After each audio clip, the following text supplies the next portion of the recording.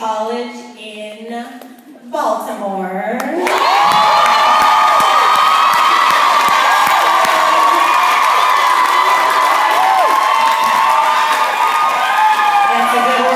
Baltimore. He's a youth leader and community activist with Baltimore Intersection. He is a young musician and entrepreneur, and he plans to go to college to study music production and business management.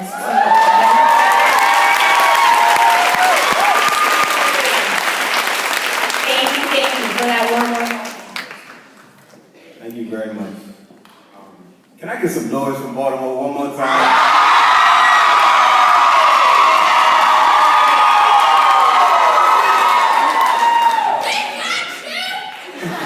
Shout out to my city, you know. First of all, good evening. My name is Akiel Owens. I'm 18 years old, and I attend Bard High School, early college, in Eastside, Baltimore. I'm also a community organizer and a student leader with a Baltimore-based nonprofit called The Intersection.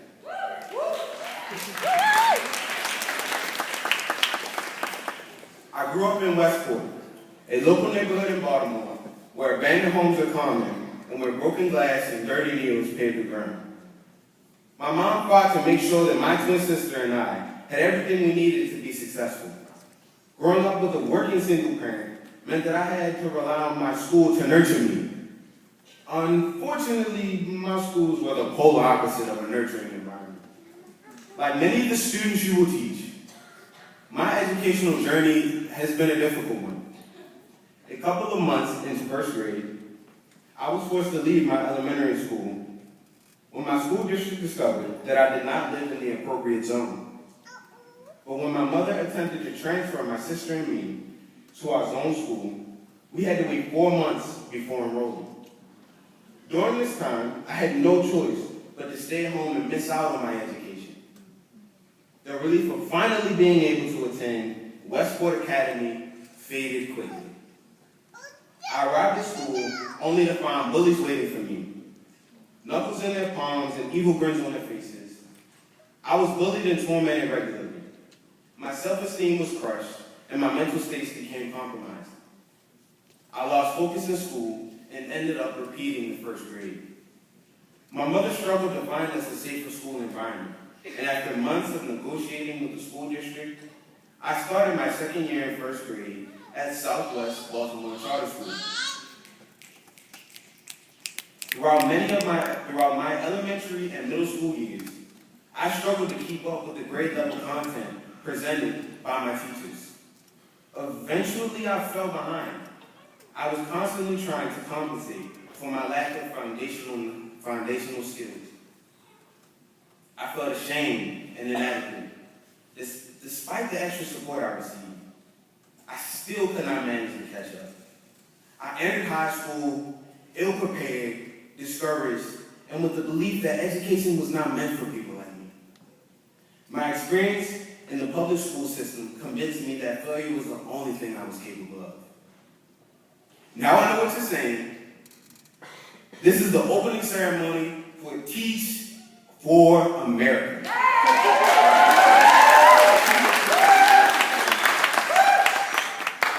Tonight is supposed to be about motivating you to become these amazing teachers, right? But now I'm making it all about some kid's depressing life story. Don't worry, it gets better from here. I'm here tonight to tell you that you can make a difference. That you can be the game changer. You can be the first teacher who make a child feel like they can achieve their dreams.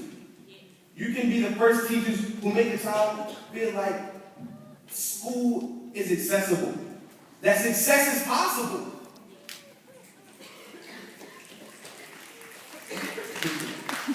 While I've had teachers who passively watched me get bullied, and others who watched me fail and fall behind in school, I've also had amazing teachers. I've had teachers who changed my life. Teachers without whom I would not be standing in front of you today. Mr. Jeff went above and beyond the call of duty when he realized I lacked the foundational skills to grasp his content, he tutored me for hours after school. Not only did he do whatever was necessary to help me academically, but he took the time to support my growth as a person and to be the supportive figure I desperately needed in my life. He gave me a reason to want to go to school. He made me feel inspired. He made me feel important. He made me feel loved. Thanks to Mr. Jeff's unconditional belief in me, and thanks to my mother's unwavering determination to increase my access to educational opportunity, I applied and was accepted to Bard High School Early College.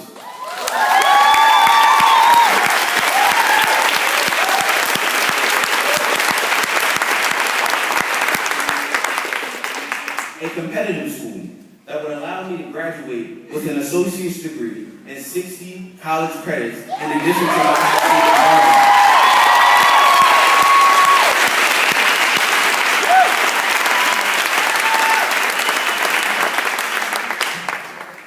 For the past 9 months, I've been surrounded by faculty who challenges me to analyze Nietzsche's binary structures, to map the human genome, and to study the history of poverty in the United States. Every day, I'm pushed to think beyond my limitations. I'm pushed to think outside of the tiny box society has confined me to. I am accepted and affirmed for who I am. And for the first time, I feel capable of succeeding in life and in college.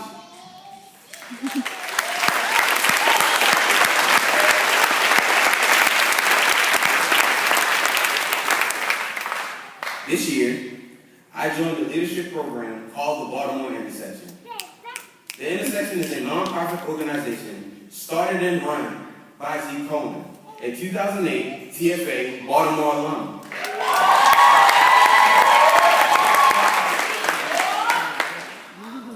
The organization gave me the space to think critically and to contextualize my own challenges within the larger struggle for justice.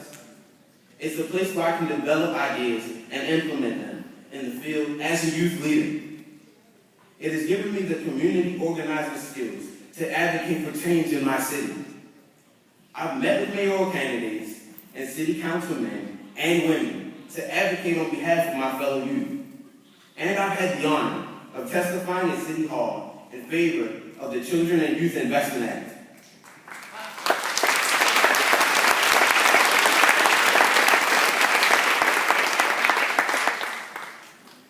An initiative that plans to allocate $31 million to youth services in Baltimore. The Intersection helped me to strengthen my voice and taught me how to effectively use it to advocate for others.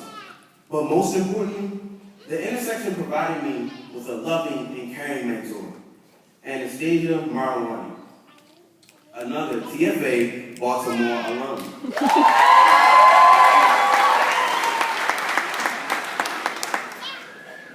Who advocates for me, guides me, and encourages me through every obstacle. Without these teachers, I would not be standing in front of you today. Their extraordinary investment and dedication allowed me to believe in myself, to succeed academically, and to find my voice, as well as use it to create legislative change in my city.